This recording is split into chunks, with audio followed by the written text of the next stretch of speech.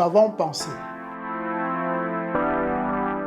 Pour mieux répondre à vos attentes, nous avons rehaussé le standing.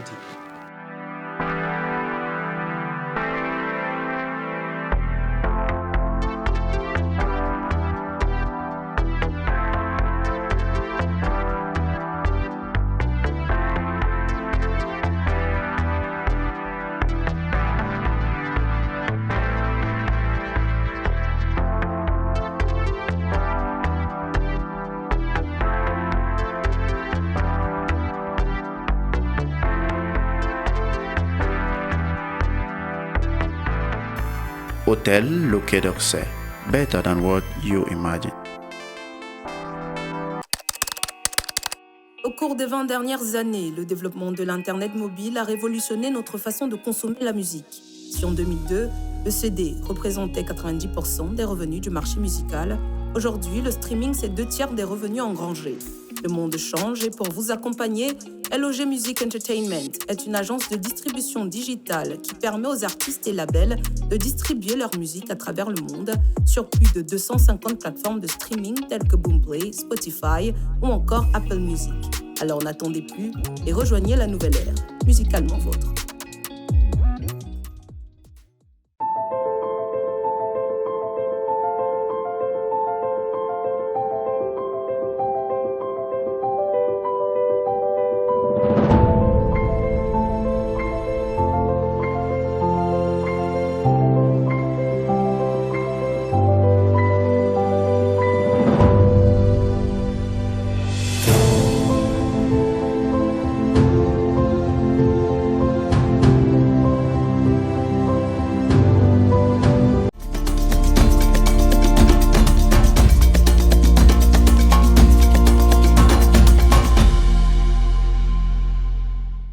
Mesdames et messieurs, bonjour et bienvenue dans cette autre édition de votre émission Autant le dire. Le patron des services de renseignement du Cameroun croupit à la prison principale de Kondengui depuis bientôt 6 mois. Son directeur des opérations et d'autres agents du même service ont été arrêtés, soupçonnés d'avoir participé à la mort du journaliste Martinez Zogo. Deux thèses s'affrontent en ce moment. Ceux qui estiment que le patron de la DGRE n'était pas forcément au courant des agissements de ces hommes et ceux qui soutiennent qu'il ne pouvait ne pas être au courant et que, bien même quand il ne le serait pas, il aurait commis au moins une faute ou démontrer son incompétence. Toujours est-il que l'affaire Martinez Zogo a révélé au grand jour un autre visage de la DGRE, englué dans la corruption, les trafics d'influence, les luttes de pouvoir et j'en passe. Occasion idéale, prétexte idéal pour révisiter les révélations de Jean Fauchivé, patron de la police politique du Cameroun, sous les présidents Ahidjo et Biya. L'ouvrage de Frédéric Fenkam vient d'être réédité aux éditions du Muntu. Nous en parlerons tout au long de cette émission. Merci de rester fidèle à Naya TV. Merci de regarder Autant le dire.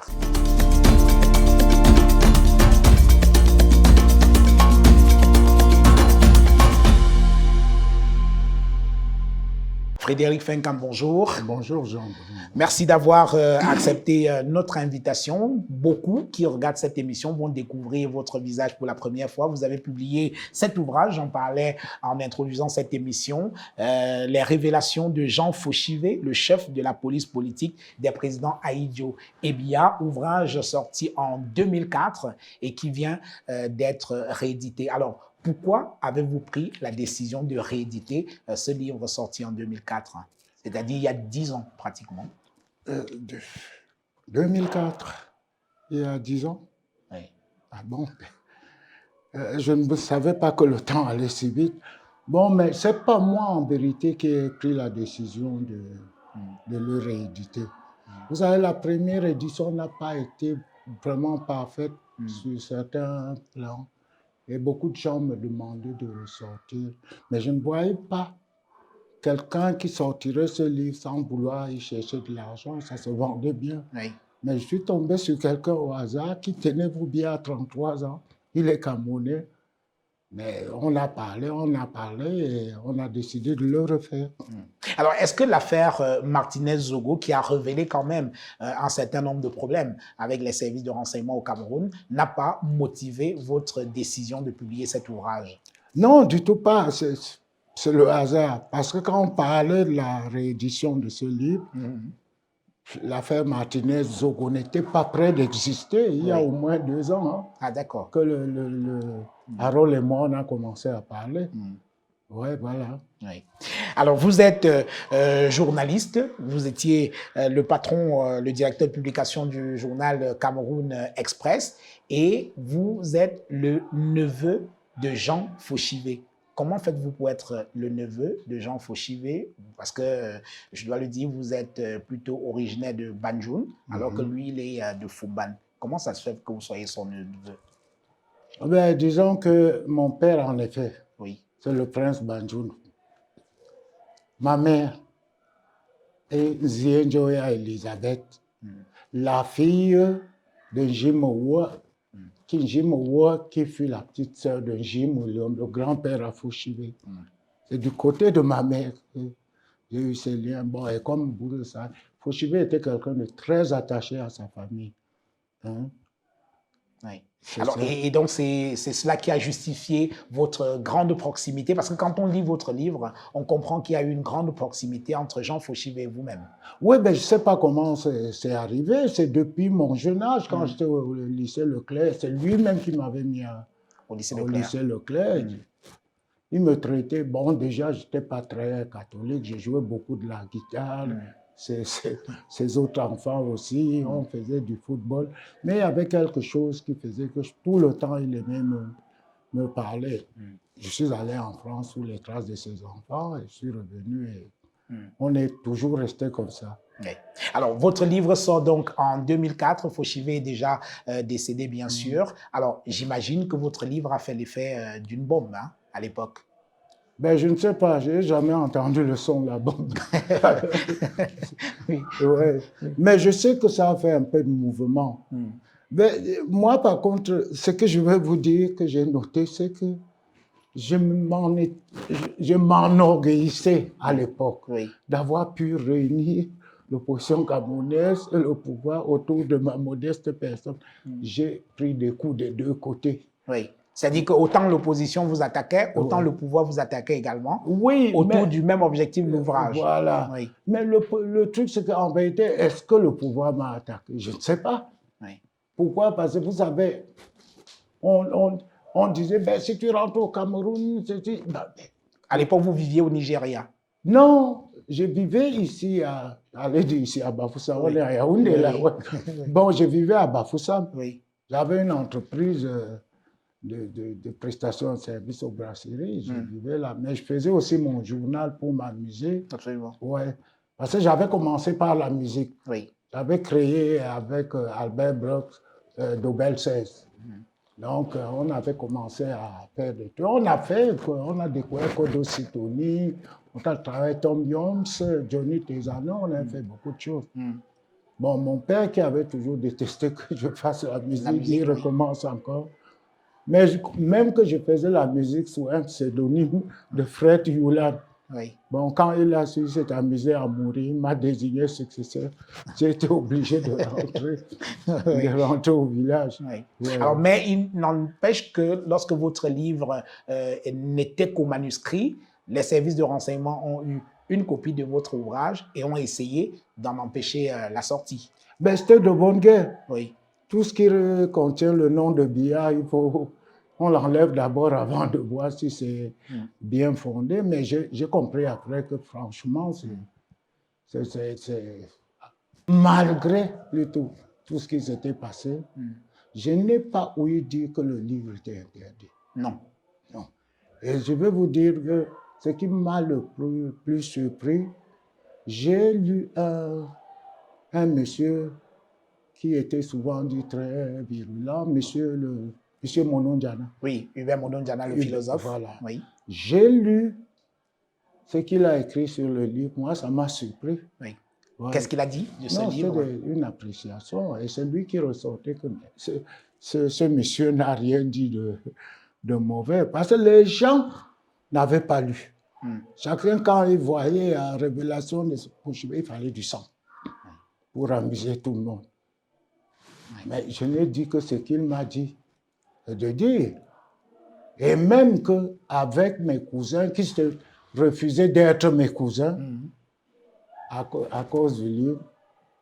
Il y a eu des Alors, c'est-à-dire que même au sein de la famille Fauchivé, il y en a qui ont pris leur distance avec vous quand vous avez publié cet à ouvrage. prendre leur distance, ils n'en ont jamais eu avec moi. Disons plutôt les gens qui se sont désolidarisés de ce truc. J'ai entendu quelqu'un qui a dit non, c'est pas notre cousin, c'est quelqu'un qui venait à la maison, excuse-moi le mot, injoter la nourriture.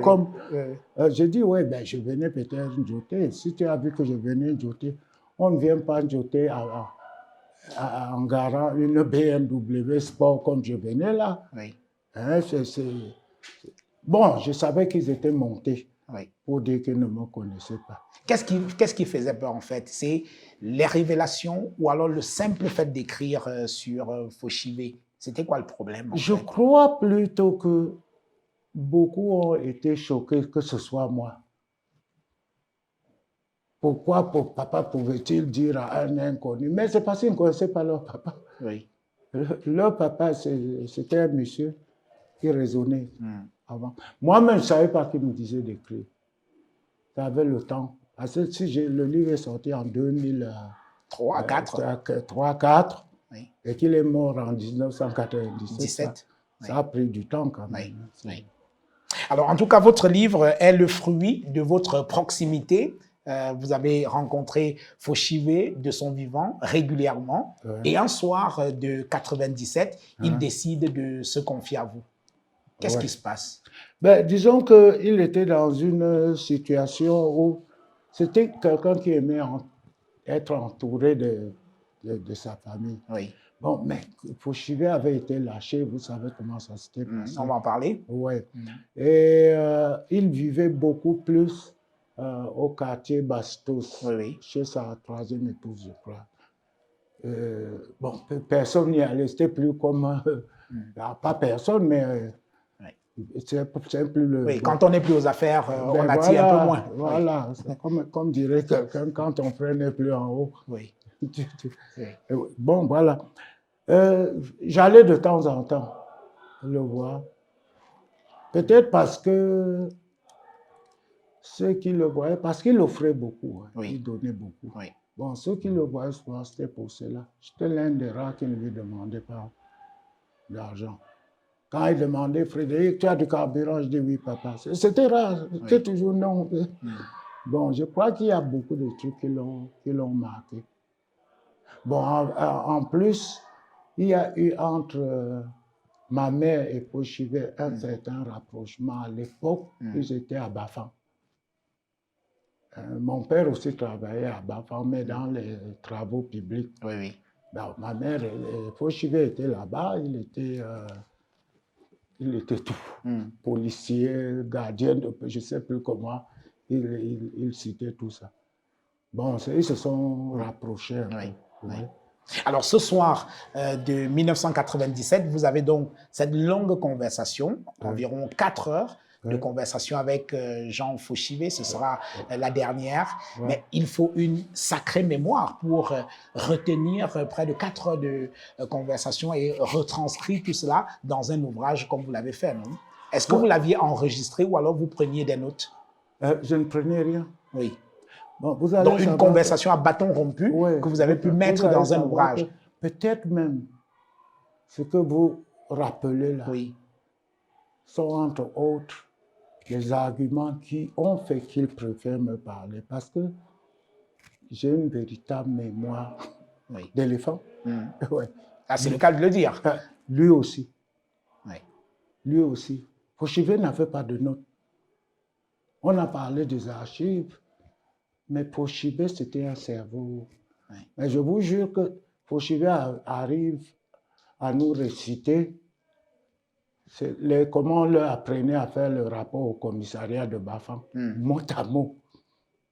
Il était comme ça. Ben, je crois qu'il a jugé que je pouvais retenir. Et il y a un proverbe Bamoun qui dit on ne rêve qu'à sa langue maternelle. Bon, pourquoi on ne rêve? C'est pas vrai, vous rêvez en français. Mais en fait, le Bamoun veut dire que tout ce qui te dit en langue maternelle, tu ne l'oublies pas. Voilà, je crois Donc, que... votre conversation, c'était en langue En maternelle, Bamoun. en Bamoun. Oui, voilà. Je parle bien les deux. Oui. Je parle le Bamoun couramment, le Banjoun couramment. Ouais. Alors, de là à ce qu'on vous accuse d'avoir affabulé quand ce livre est sorti, il n'y a qu'un pas. J'imagine que ça, c'est quelque chose que vous avez dû entendre quand le livre est sorti. Non, que c'est un tissu d'affabulation, que c'était un roman.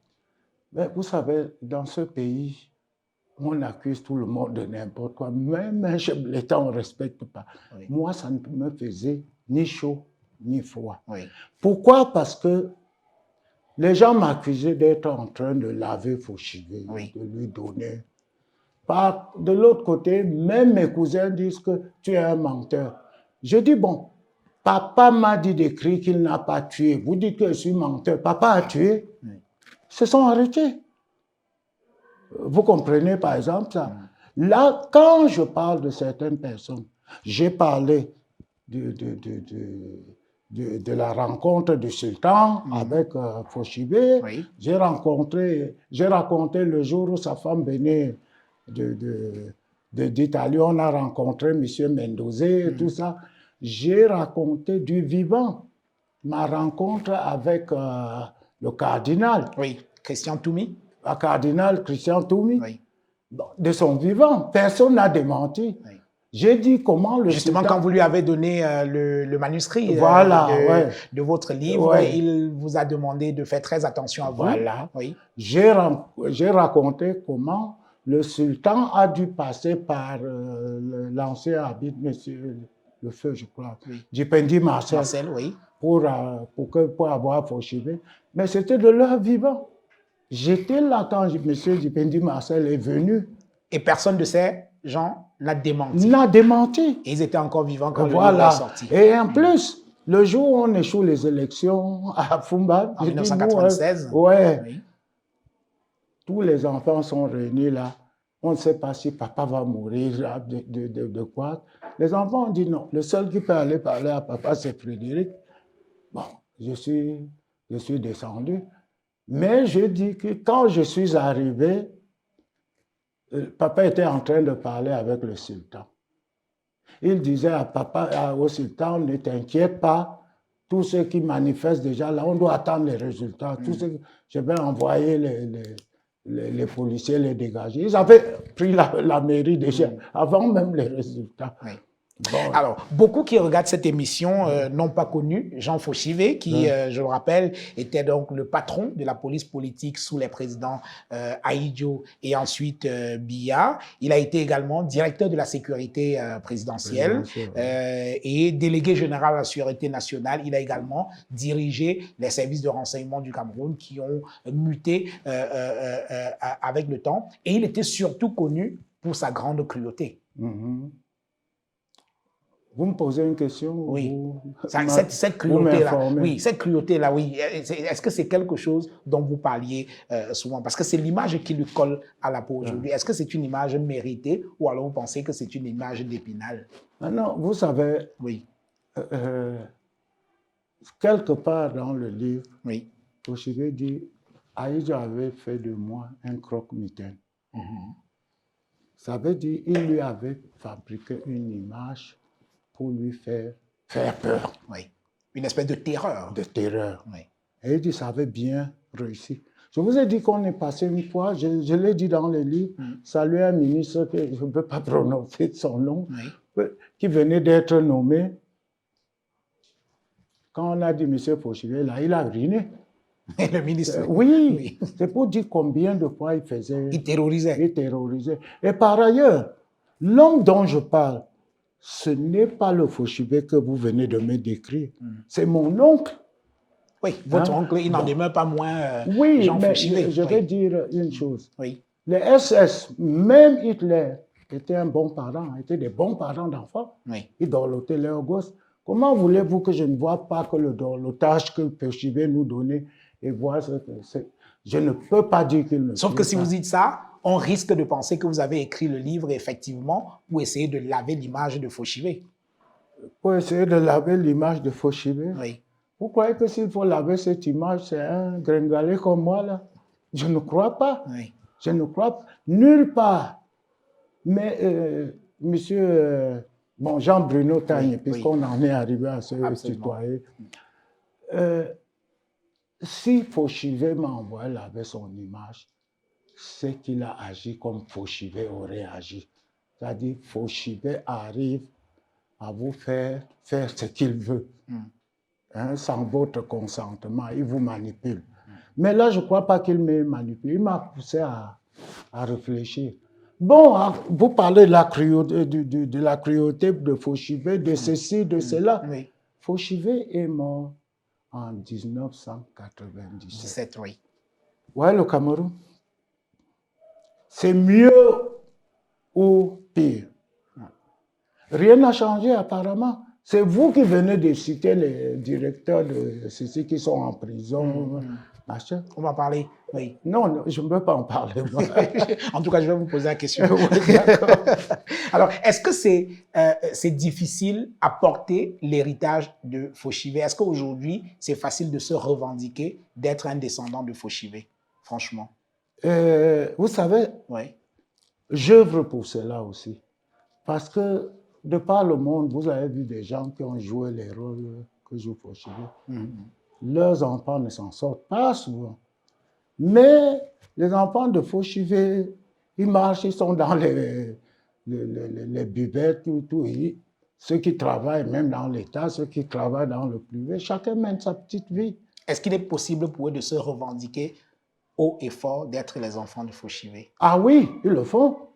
Et d'assumer son héritage. Oui, et son ils passé. le font, ils le font. Oui. Ils le font, ils sont libres. Oui.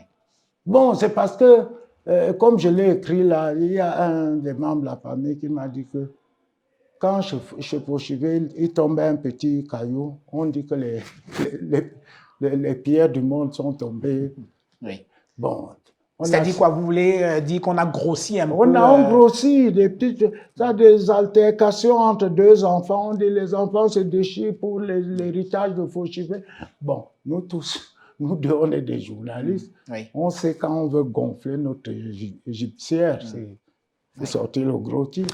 Alors, pour parler effectivement de Jean Fauchivet et de son œuvre, il a pratiquement fondé les services de renseignement au Cameroun, qui ont connu une évolution à travers l'histoire. On a commencé par le CEDOC, ensuite on est passé au DIRDOC, puis c'était le CND, après c'était le CNR et maintenant la DGRE. Alors, est-ce que vous avez une idée de pourquoi il y a eu ces différents changements des services de renseignement au Cameroun? Ça obéissait à quelque chose ou alors c'était juste des purs changements de forme? Non, à ce que je pense, c'est ce qui a été dit dans le Tout à fait. Fauchivet est parti du commissaire central de la ville de Douala. Oui. À cause d'une mission qu'il avait très bien menée avec, je crois, le commissaire Ngambou, je ne sais plus, je ne me rappelle plus. L'avion du président allait être piégé. C'est à cause de cette mission qu'on l'a rappelé à Yaoundé.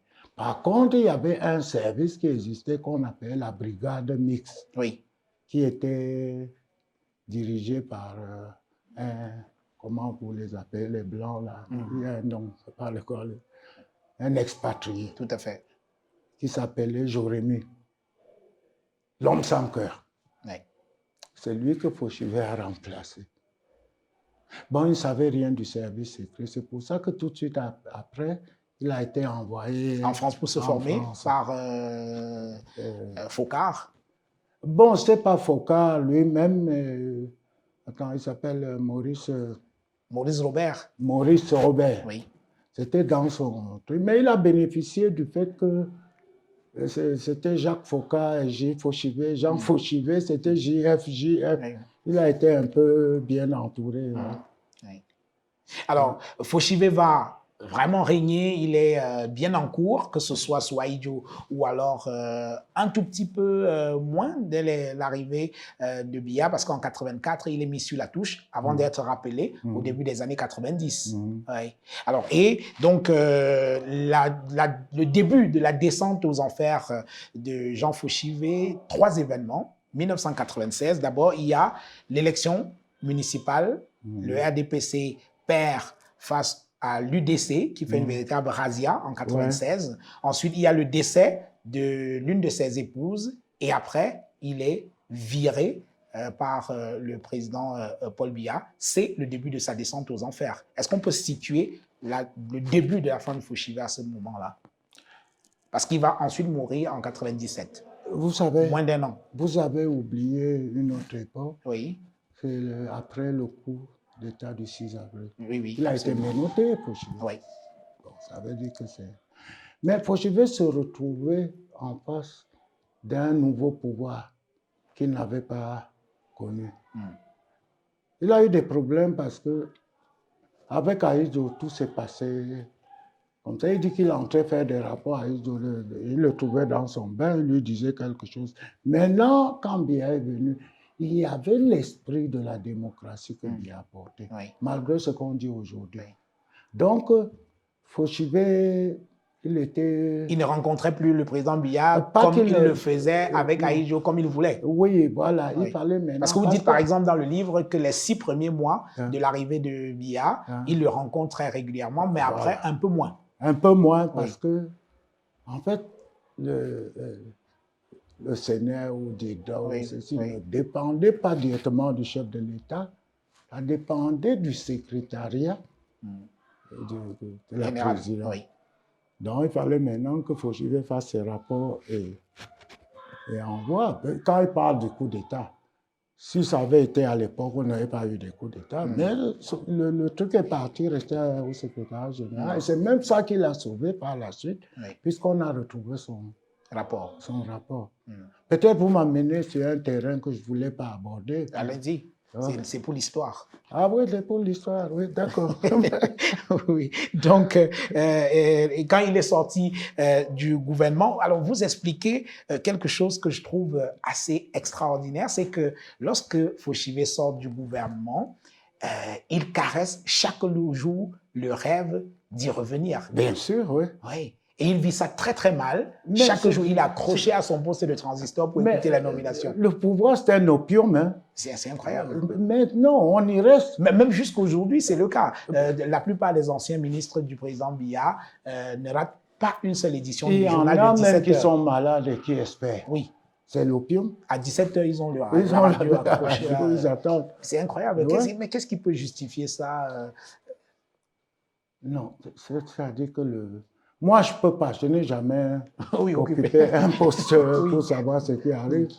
Mais je quand vous pense- discutiez avec votre oncle, Ouais. c'était quoi cette motivation? C'était quoi? Il y avait quand même parce que quand on lit votre ouvrage, on sent qu'il souffrait d'être en dehors du pouvoir. Non, mais c'est vrai, mais je peux vous dire, Oui. avec nous, c'était un fiefé menteur. Hein. Oui.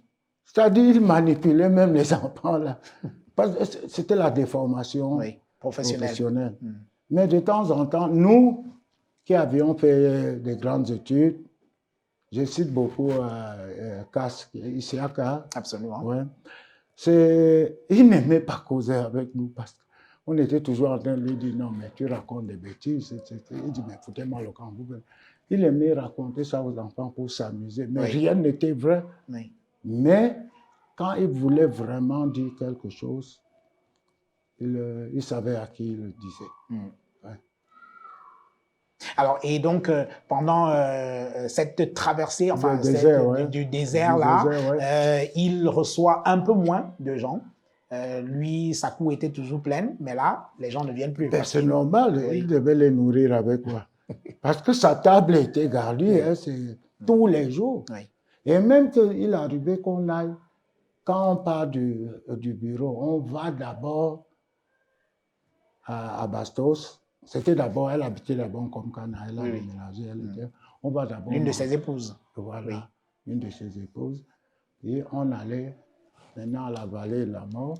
Souvent, on est arrivé à 2 h du matin ou 3 h. Il fallait encore pouvoir manger pour faire plaisir à l'autre épouse. Il dormait généralement entre 4 et 5 heures. Ah oui. Ouais. Alors, beaucoup vont lui conseiller, quand il est sorti du gouvernement, de quitter Yaoundé, de prendre sa retraite au village, notamment le sultan Ouais. le lui conseille parce que le sultan estime que sa présence à Yaoundé, il continue à déambuler, il continue d'entretenir de bonnes relations avec ses agents qu'il a infiltrés un peu partout. Et le sultan estimait que le président Biya pouvait mal prendre ça.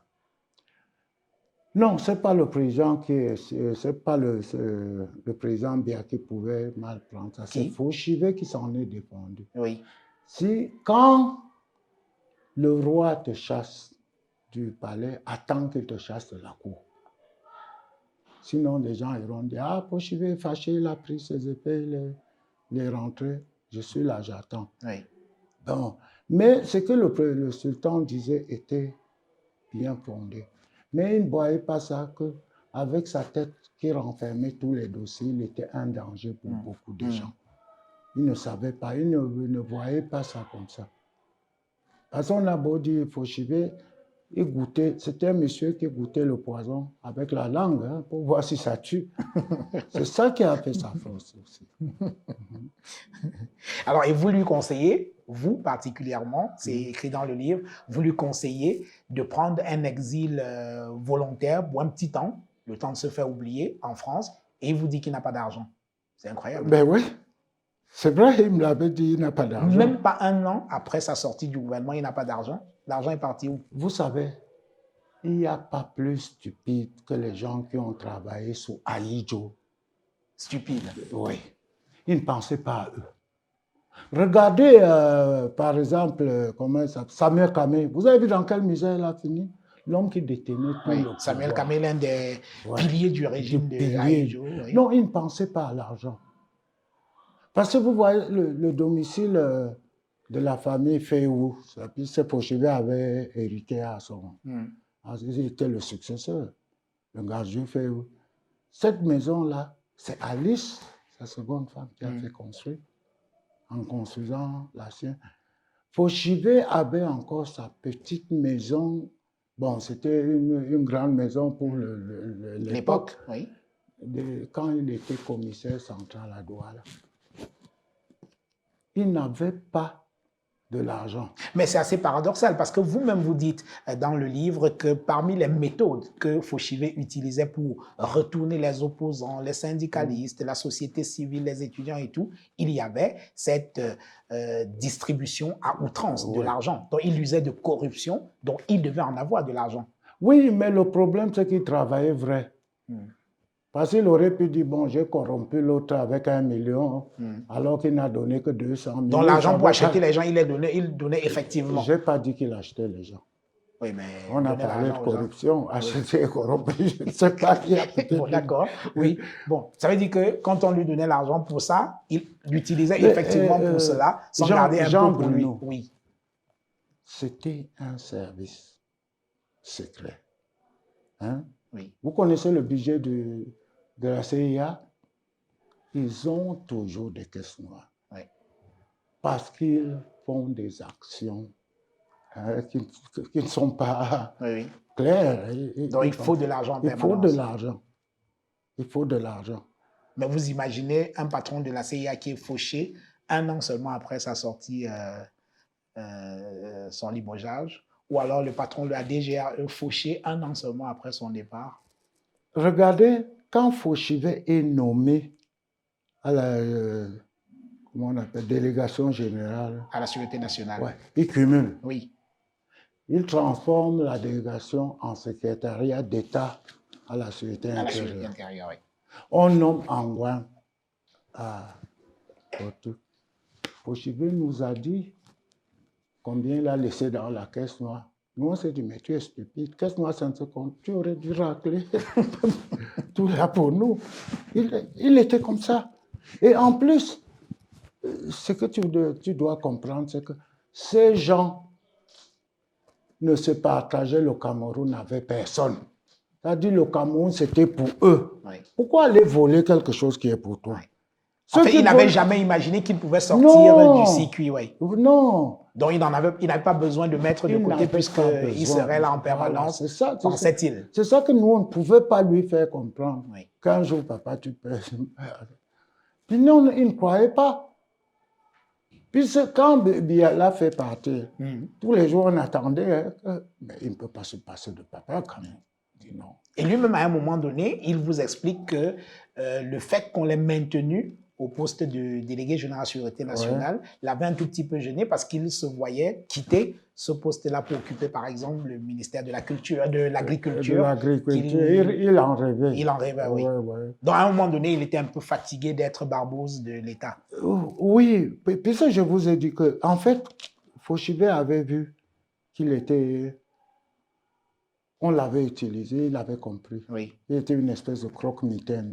C'est-à-dire, vous voyez, pour chasser les oiseaux, là, on fait souvent des mannequins. Oui. C'est ce qu'on appelle chez nous Njunju Kalaba. Njunju Kalaba, voilà. Bon, il avait compris. Et en plus, il était très croyant et pratiquant. Ah, c'est surprenant. Oui. Pourtant, vous voyez, à l'origine, il est un jeune petit musulman. Il était obligé d'aller à l'église évangélique pour passer son CEP. Oui.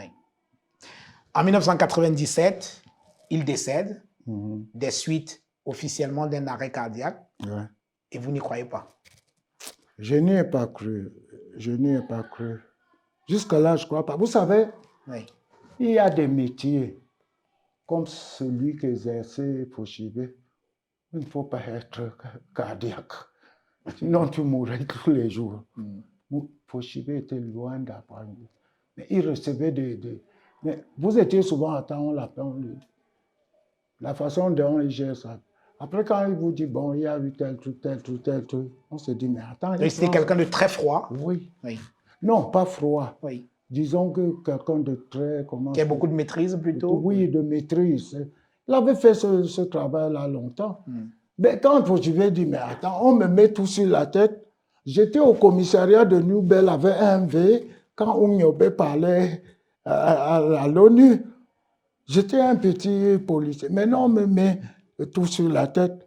Bon, il le faisait en rigolant. Oui, c'est vrai qu'on a dit qu'il avait participé à l'assassinat de Oumiobe, de Moumié et tout. Bon, vous savez, factuellement n'est pas possible. Vous savez, il n'était pas encore... Malgré tout ce qu'on a dit, Fauchivet est mort à 66 ans. Hein. Oui. Il n'était pas si vieux que ça. Parce que ma mère même me l'a dit que c'est... ton oncle et moi, on est presque au même âge. On a joué dans l'enfance ensemble.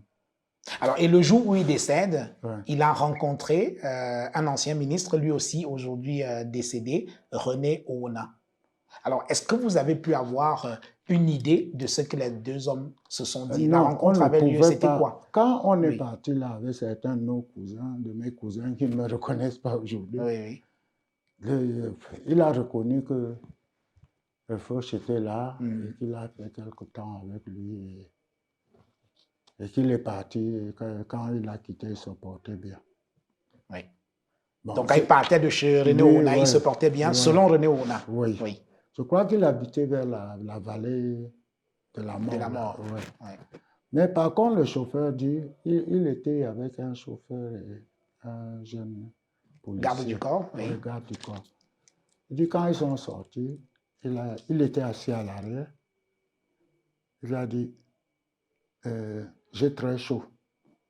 Je voudrais m'asseoir à l'avant. Bon. Et après, on s'est arrêté. Il respirait à peine. À peine, oui. Il a dit, mais il y avait trop de chaleur chez le monsieur là. Je respire mal. Donc, on a dit qu'il avait comment on appelle ça? L'asthme. L'asthme, c'est ça, oui. Bon, mais j'ai jamais su qu'il avait l'asthme.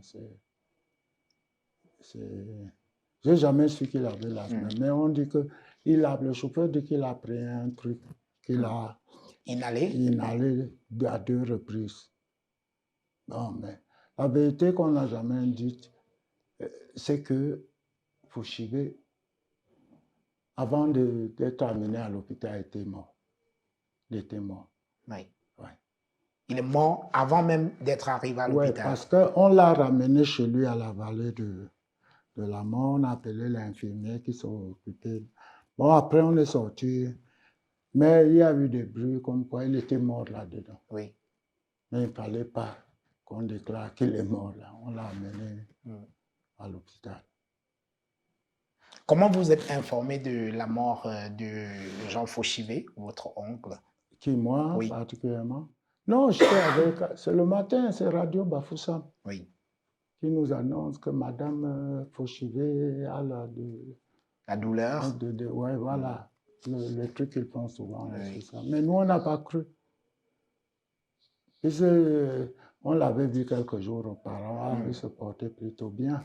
Est-ce qu'il se sentait menacé? Parce que dans votre ouvrage, je vous parlais de la libération d'un certain Bia Meka, qui semblait représenter une menace pour Jean Fauchivé, c'est Jean Fauchivé qui l'avait jeté en prison. C'est qui ce type?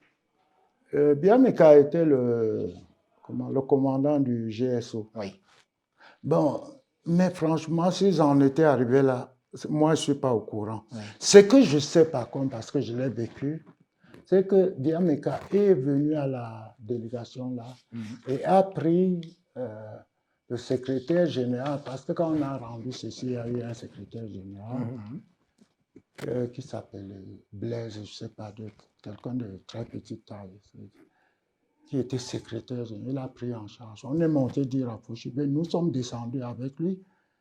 Mais alors, je n'ai pas compris, quand Fauchivé a ouvert la porte, il a dit, Bia, donne-moi cette arme, donne-moi ça.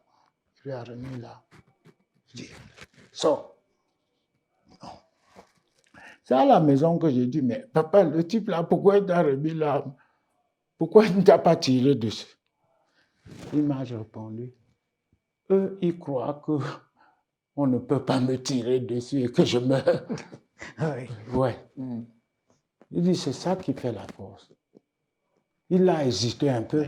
C'est-à-dire qu'il avait construit une image qui faisait que même ses adversaires pensaient qu'il était... voilà. Ouais. Il était immortel, quoi. Oui. On ne pouvait pas là. Mais il y a un temps où on disait qu'il n'apparaît même pas sur les photos. C'était du temps de Haïdjo, ça, on ne le voyait jamais. Absolument. Ouais. Oui. Alors, dans votre livre, vous dites que Fauchivé devait mourir. Pourquoi? Fauchivé devait mourir après tout ce qui arrive là maintenant. Si Fauchivé vivait jusqu'aujourd'hui, vous croyez qu'il serait quoi? Quand je vois le système démocratique qui est venu, tout le monde avait peur. Je vous jure, Jean Bruno, je me rappelle en 90, quand il y avait les jeunes là, les étudiants. Oui, le Parlement. Tout le monde, même l'ancien ministre Concho, a été pris en otage devant la préfecture. Vous devez vous rappeler, c'était votre époque. Fauchivé est arrivé ici une nuit avec un chapeau comme Fernando Sancho, le cowboy. Oui. Mais la ville a dormi à 18h. Je dis, quelqu'un va prendre un pot. Il dit, non. Le type là est dehors. Oui. Mais comment il faisait pour avoir aussi peur? Il suscitait la terreur. Oui, mais je ne sais pas. Mais avec nous, ce n'était pas ça. C'était pas ça. C'était quelqu'un de très souriant. Et effectivement, c'est au début des années 90 que Fauchivé va se révéler au public par sa capacité à infiltrer l'opposition, la société civile, les mouvements estudiantins. Fauchivé était partout, finalement. Oui, mais c'est ça la force de Fauchivé. Oui. Et que je me suis censuré un peu pour ne pas m'attaquer à mes collègues. Allez-y, pour l'histoire. Non, pas pour l'histoire. Oui. L'histoire existe, hein. Et j'existe encore. Attendez quand je vais mourir, par exemple. je vais vous raconter ça. Ouais. Il y a des trucs qu'on ne doit pas raconter, surtout pour dénoncer des collègues qui... Hein? Oui. Ouais. Alors, il y a quelque chose que j'ai observé, c'est que vous racontez, par exemple, les villes mortes en 91, comment Père Fauche, c'est comme ça que la presse l'appelait Père Fauche, va réquisitionner des voitures du port qu'on va donner à des policiers en civil qui vont les conduire pour essayer de casser les villes mortes et puis la grève des chauffeurs de taxi. Et c'est vous qui lui proposez cette idée. Oui, mais vous savez que ça s'est fait. Oui, mais le fait que ça vienne de vous, est-ce que vous êtes fier d'avoir fait ça quand même? Fait quoi? D'avoir proposé qu'on prenne des voitures au port pour les donner à des pseudo-taxis qui en réalité étaient des policiers pour essayer de tuer les villes mortes. Vous savez, oui. La politique est basée sur l'information et la désinformation. Oui. On peut ajouter l'intoxication. Oui. Est-ce que c'était normal que des partis politiques empêchent les Camerounais de vaguer à leur... C'était quoi, ville mode? Mais les Camerounais participaient effectivement à cette vie de mode. Oui, mais... Il fallait un changement. Un changement de qui? Du régime et même un changement dans... Mais le régime avait fait quoi? Les gens estimaient que le régime n'était plus légitime à pouvoir diriger Vous ce savez pays, il fallait quelque le chose? chasser par la rue. Vous avez lu, Oui. vous avez lu mes actions auprès de Fauchivé contre l'UDC. Oui, vous savez que j'ai été longtemps encore président de l'UDC en France? Ça, vous ne savez pas? Non. Bon, ce sont mes lettres de noblesse. J'ai été très attaché à... Mais je suis venu découvrir... Mais on ne peut pas être neveu de Fauchivé, manger à satiété et savoir ce qui se passe dans les rigoles. Vous croyez que Biassé, ce qui se passe? Quand vous êtes derrière le gagnant, vous êtes fils du gagnant. Hein? Tant bien que journaliste, je ne voyais pas les choses de la même façon. Alors, est-ce que vous étiez vraiment journaliste ou alors, comme Fauchivé avait ses indices un peu partout, vous en faisiez aussi partie? Non, vous savez, je crois que mon niveau d'études, si j'avais voulu travailler pour Fauchivé, j'aurais été un commissaire divisionnaire, pas un pauvre indique. Le truc, c'est plutôt quoi? C'est que je le connaissais et en plus, il se méfiait beaucoup de nous. Il aimait rester avec les petits là, causer des trucs. Ce que je veux dire, c'est que, comme il a dit lui-même, les actes se jugent par rapport à je ne sais plus quoi. Au contexte. C'était le contexte. Regardez, j'avais un collègue à Bafoussam, il s'appelait John Cam Dominique. Il travaillait pour le Messager. Il a eu des gros problèmes avec Richard Mengue, qui était directeur du Sénat du service de l'Ouest. C'était grave. Bon, je suis allé voir Mengue, je lui ai parlé, j'ai sorti ce gars-là. Parce que c'était un collègue. Mais vous savez ce qui est arrivé? Il ne m'a pas été reconnaissant. Plutôt, quand le livre est sorti, il a dit, mais ce Fencap, je le connais. C'était un monsieur pluriel. Il a dit du n'importe quoi. Hein? Mais moi, en tant que neveu de Fauchivé, je pouvais te sortir de là où je veux. Il suffisait que je l'appelle. Hein? Mais il fallait que ce ne soit pas politique, c'était surtout les trucs de journalisme. Mais sauf que justement, politiquement, vous êtes mouillé quand même. C'est-à-dire que dans votre livre, vous utilisez à beaucoup de moments, à plusieurs endroits, vous utilisez le nom qui montre très bien que vous avez participé ou contribué à un certain nombre d'opérations qui ont été menées par Jean Fauchivé. Par exemple, quand vous avez créé Info UPC dans le Noun au début des années 90, je pense 91, pour participer aux élections. Oui, pour participer aux élections, vous avez fabriqué Info UPC pour casser le boycott de cette élection par l'UDC. On s'en amusait. Oui, mais alors, est-ce qu'aujourd'hui, avec un peu de recul, franchement, vous en êtes fier? Fier de quoi? D'avoir fait ça. Mais je ne sais pas ce que j'ai fait. Je ne sais pas ce que j'avais fait. Créer un faux parti avec des faux militants. D'ailleurs, le président de ce parti, c'était un ami à nous. L'UPC avait embrayé l'argent. Et même que ça nous a coûté cher. Seulement en chantant les voleurs, peuple des voleurs, il nous a pris encore tous les gens qui participent, qui assistaient. C'était l'époque. Il a crié à bas les pilleurs camerounais.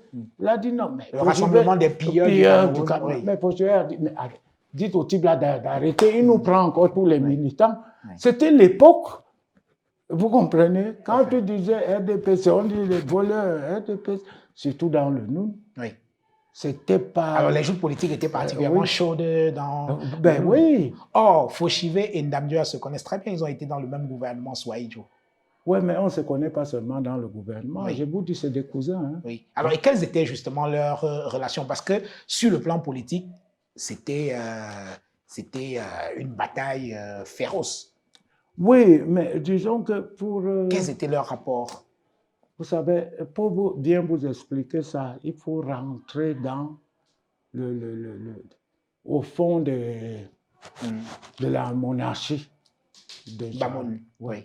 Les deux sont de la monarchie de Charles. Charles. Et Ndamjoya était quoi? C'était un fils d'un ancien président de l'Assemblée nationale, ministre de l'Intérieur, Joya Aruna. Absolument. Bon.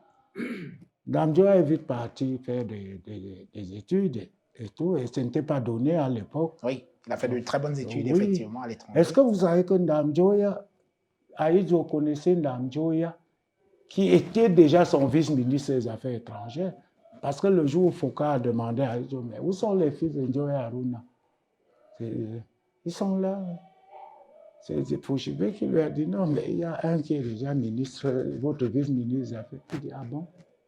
Oui. Et donc, et Ndamjo avait fait l'école occidentale, c'est-à-dire, il voyait les choses différemment, et Fouchibé voyait différemment. Oui. Et tout, donc, il n'y avait pas une animosité en dehors de l'arène politique, il n'y avait pas une animosité entre les deux hommes. Non, pas particulièrement. Oui. Pas particulièrement. Alors, j'ai observé également en lisant votre livre que, et ça c'est quelque chose que j'ai trouvé assez surprenant concernant Adamou Ndamjoya, qui évitait de critiquer le sultan des Bamoun publiquement, parce qu'il estimait que la population, malgré l'opposition politique, n'accepterait pas que le roi soit critiqué publiquement, mais sa stratégie politique, c'était d'aller dans les mosquées, dans les associations, ainsi de suite, casser le sucre sur le RDPC. Bon, je vais vous dire quelque RDPC. chose. Oui. Jimolu Seydou, Oui. qui a succédé au sultan Ibrahim Joya, a été mis à ce poste par le grand-père par le père de Ndamjoya. Oui, oui. Parce que qui était le père de Ndamjoya?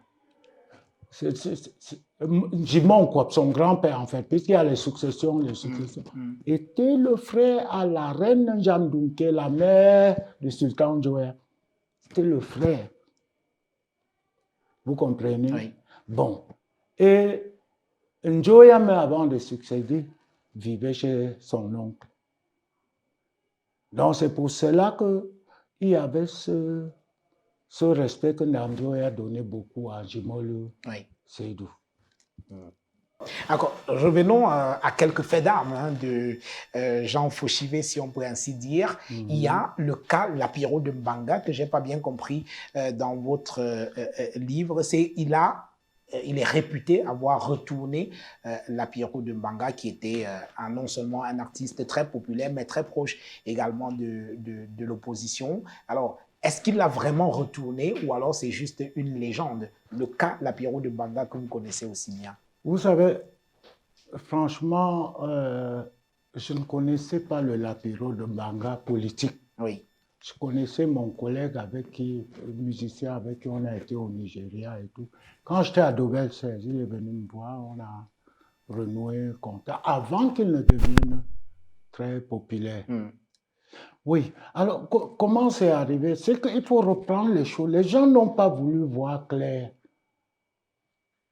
N'ont pas voulu voir la vérité. Oui. Déjà à Bamenda, lorsqu'il faisait je ne sais quoi, les coordinations. Oui, la coordination de l'opposition. Oui, Lapiro de Mbanga se plaçait contre les villes mortes. Oui. Il se plaçait en expliquant que ce n'est pas possible. Vous avez vos congélateurs pleins. Le pauvre peuple va faire comment? Mais je suis surpris qu'on ait brûlé tout. Parce que Fauchivé l'avait appelé. Voilà comment travailler Fauchivé.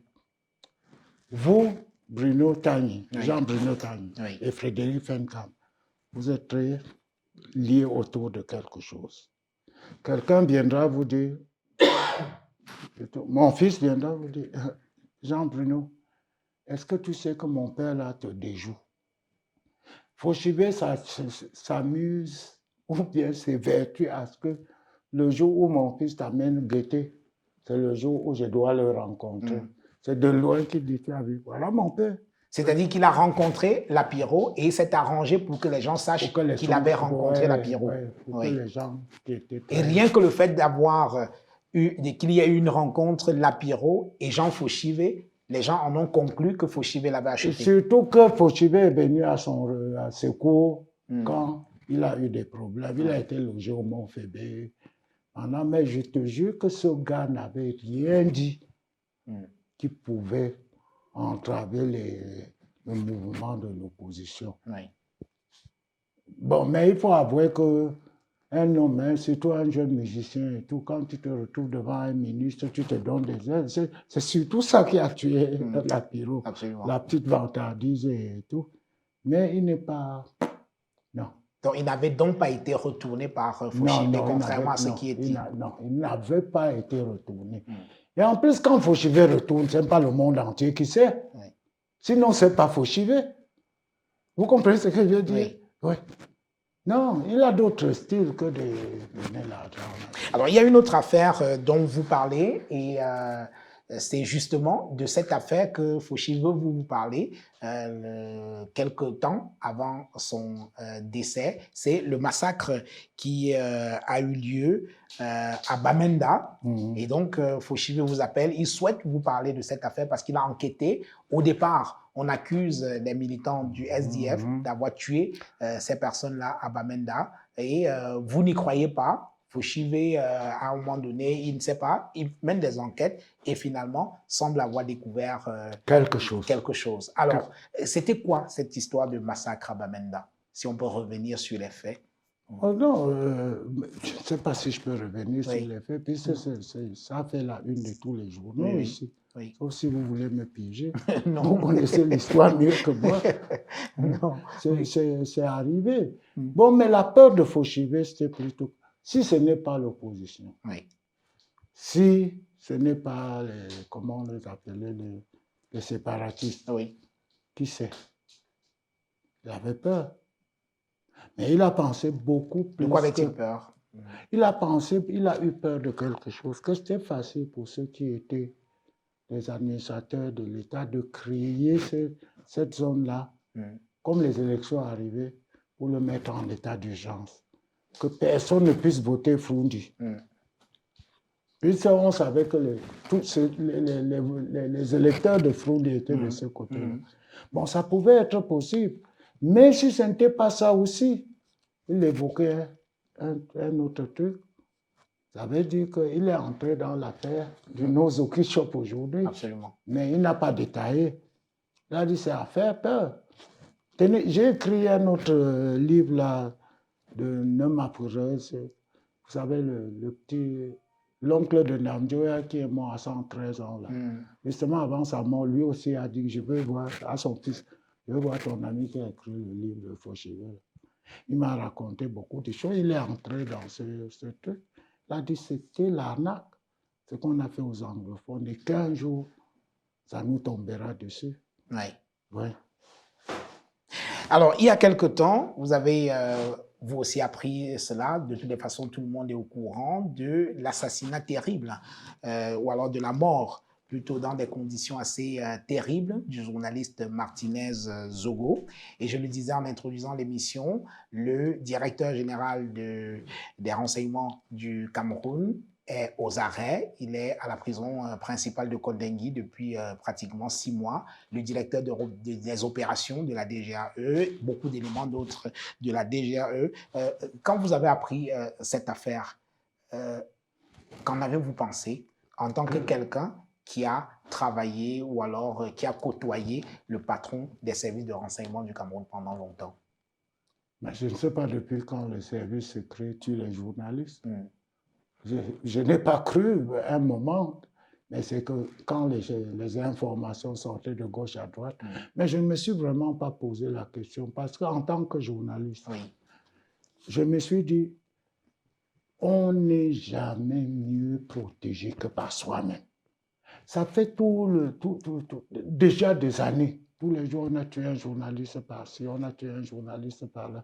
Je vais vous dire, j'ai fait l'Afrique de l'Ouest. Tenez, je crois, à Cotonou, par exemple, les journalistes ne prennent pas de risques tout seuls. On ne peut pas vouloir s'attaquer à quelqu'un qui a des armes, qui a de l'argent, en disant on va juste me tuer. Je ne sais pas comment ils prennent cette formule-là. Non, mais on va te tuer. Tu es qui? Mais le truc, c'est que quand vous voulez vous attaquer à quelqu'un, comme j'ai vu au Togo, boum, les 16 quotidiens sortent. Vous n'avez pas tué 16 personnes. Hein? Mais ici, nous sommes toujours à la recherche du scoop pour nous. Tu vas trouver qu'un ministre, tu vas faire tel truc. Tu es qui pour t'hasarder à écrire tout seul? Mais le type va te faire assommer. Tu n'es rien. Il faut qu'on se protège d'abord. Hein? Je me suis dit, on ne nargue pas les gens parce qu'on est devant un micro ou bien parce qu'on a une plume. Je ne sais pas. J'ai trouvé la mort de Diawé bizarre. Oui. Bon, mais la voiture peut causer n'importe qui. Mais pourquoi? Pourquoi nous ne sommes rien? Apprenons à nous protéger. Franchement, apprenons Apprendre à à se nous protéger, c'est-à-dire ne plus faire son travail, Non. ne plus oser. Non, il faut oser juste et oser fort. C'est-à-dire que je suis tombé sur un scoop. J'ai dit, Jean-Bruno, je suis sur un scoop là. Je t'informe, tu informes, tu informes. On s'arrange comme ils font au Bénin. Un matin, bouf, Jean-Bruno sort son truc, je sors mon truc, tel sort son truc, tel sort.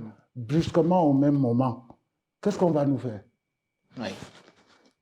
Mais de protéger son scoop ici, c'est ça qui nous joue des tours. Tu es parti tomber sur une affaire qui devrait descendre un gouvernement. Tu t'amuses tout seul là. Tu ne sers à rien. Mais je dis que c'est devenu cruel. J'ai vu la façon dont on a tué ce gamin-là. Je me suis dit, mais c'est la cruauté inutile. Oui. On aurait pu lui loger 2 balles dans la tête. C'était autant le punir. Hein? L'essentiel, c'est qu'il meurt. Alors, quand on apprend que les services de renseignement au Cameroun sont impliqués, c'est un crime d'État parce qu'on a utilisé les moyens de l'État pour tuer un journaliste, donc c'est un crime d'État vu sous cet angle-là.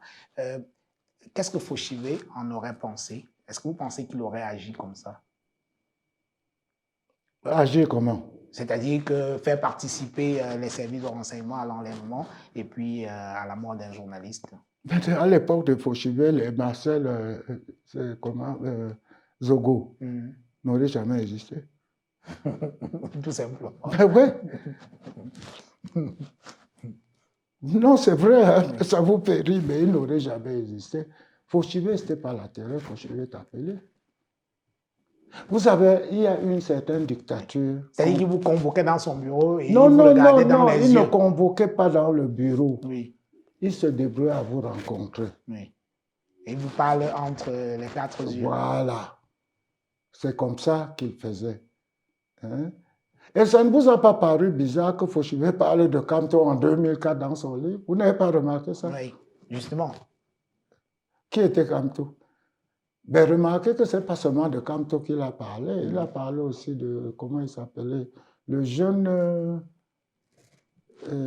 parlementaire là. Oui, Saint-Photoncam. Saint-Photoncam, il a parlé de Saint-Photoncam. Il parle de Saint-Photoncam en des termes assez durs. Hein. Mais assez durs, parce que ce gars lui a fait peur. Il nous dit, mais le gars là avait des yeux, mes yeux qui font peur là, le gars ne sciait pas. Hein? Et quand il parle de Camto, Maurice Camto, il dit non, mais c'est de la...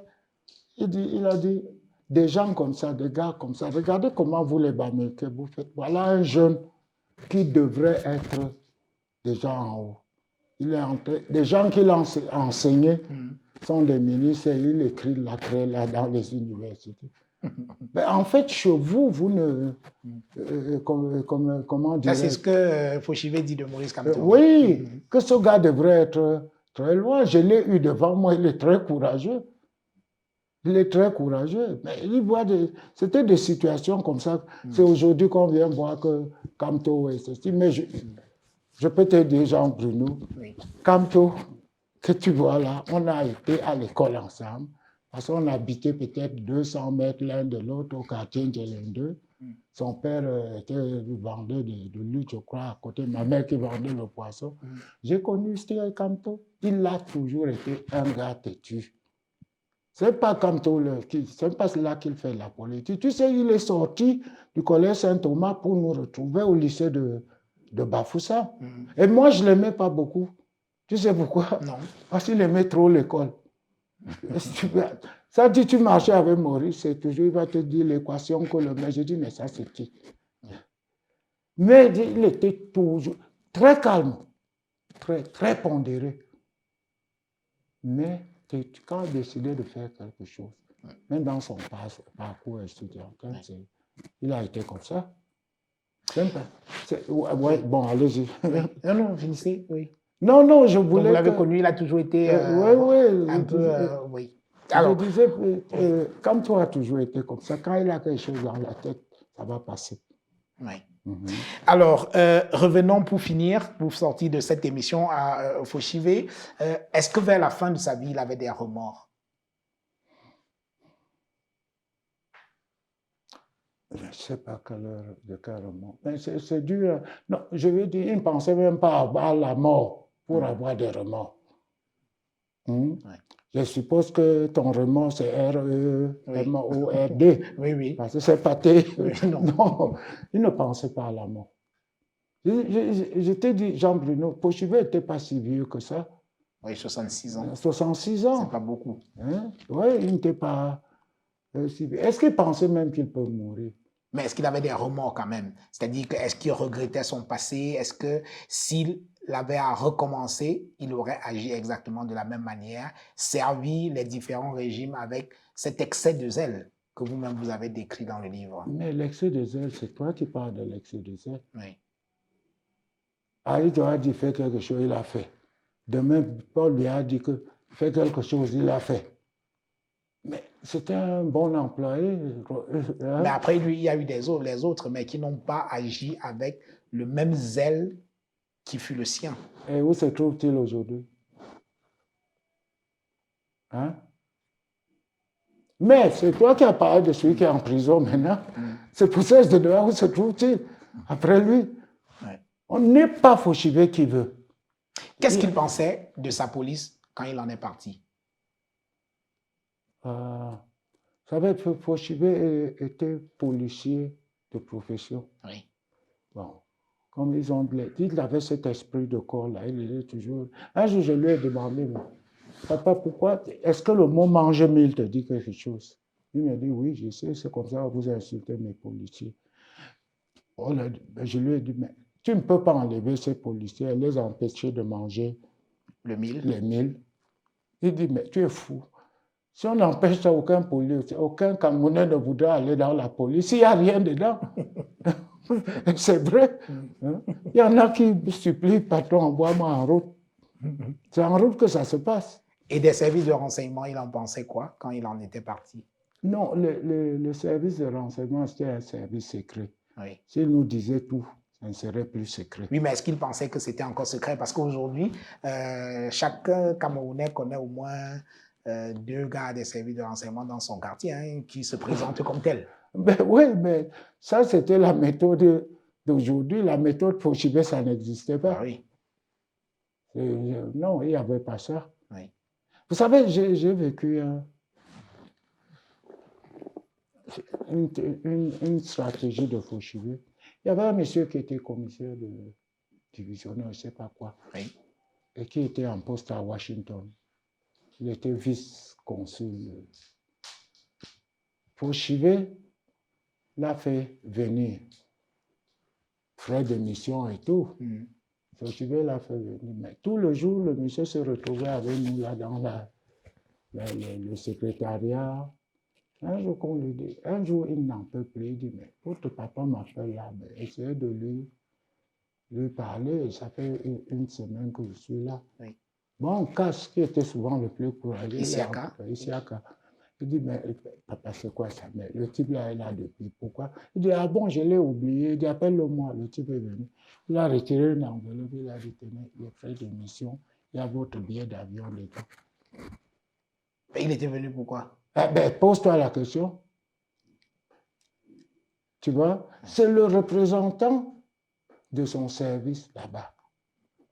Il veut le déplacer pour envoyer un agent secret là-bas. Je te donne ça comme exemple. Parce qu'on a beau dire, on tue. Il y a des moments où on ne peut pas tuer, où on gagne sans tuer. Oui.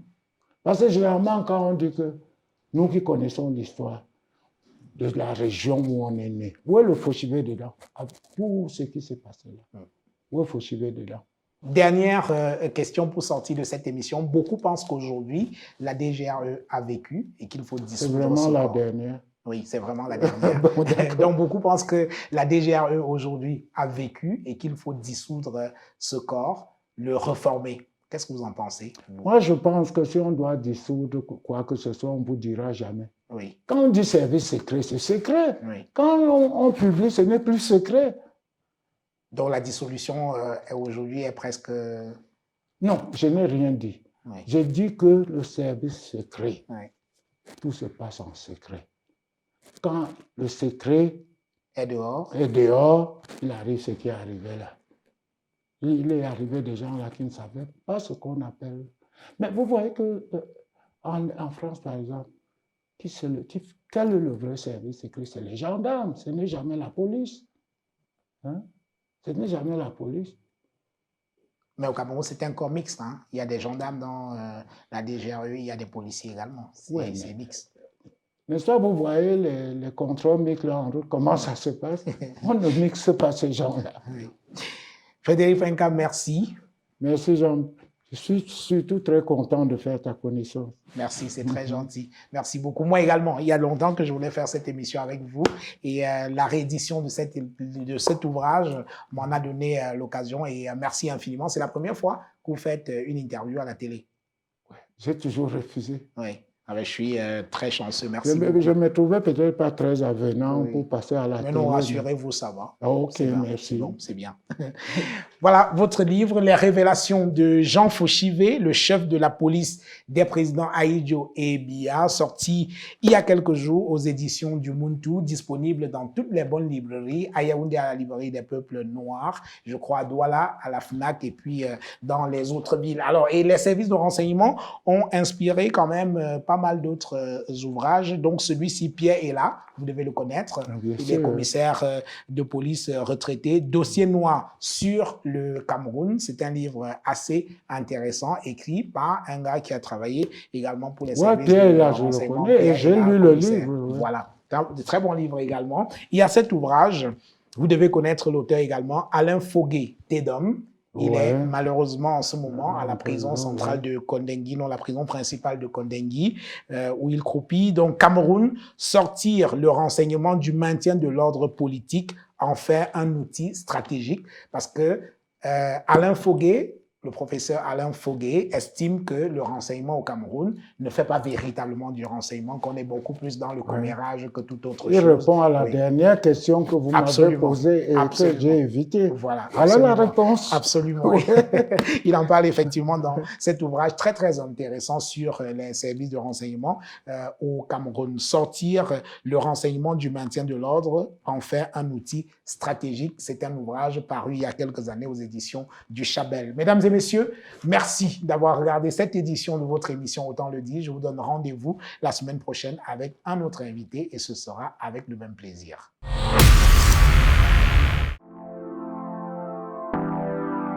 Nous avons pensé. Pour mieux répondre à vos attentes, nous avons rehaussé le standing.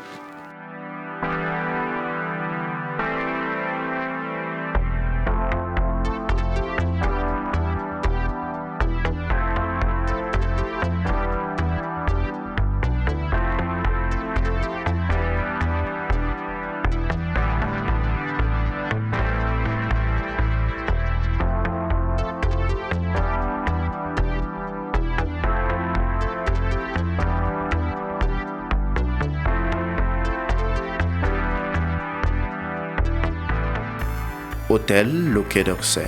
Better than what you imagine. Au cours des 20 dernières années, le développement de l'Internet mobile a révolutionné notre façon de consommer la musique.